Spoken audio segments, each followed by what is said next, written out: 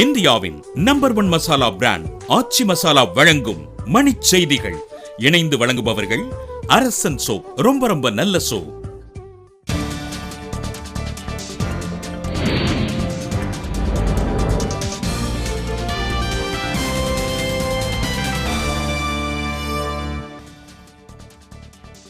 சிவகாசி வெடியாலை கிடங்கில் ஏற்பட்ட பயங்கர தீ விபத்தில் உயிரிழந்தோர் எண்ணிக்கை 8ஆக உயர்வு.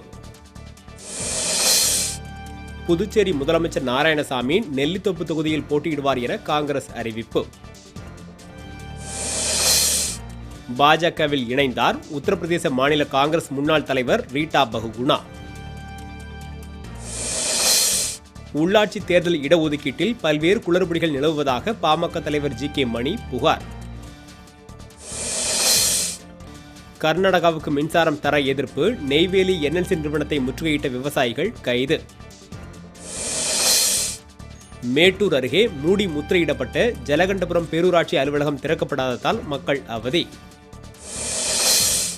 தென்காசி அருகே தனியார் பேருந்து மோதி ஆசிரியர் பயிற்சி மாணவி உயிரிழப்பு, வேகமாக சென்றதே காரணம் என புகார்.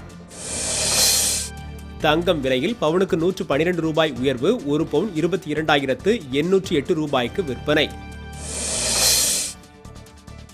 ராமேஸ்வரத்தில் ஒரு மாதத்திற்கு பின்னர் இடியுடன் கூடிய கனமழை, மக்கள் மகிழ்ச்சி.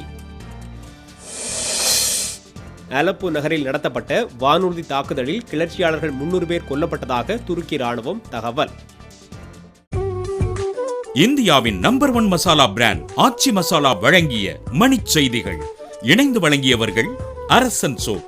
ரொம்ப ரொம்ப நல்ல சோப்.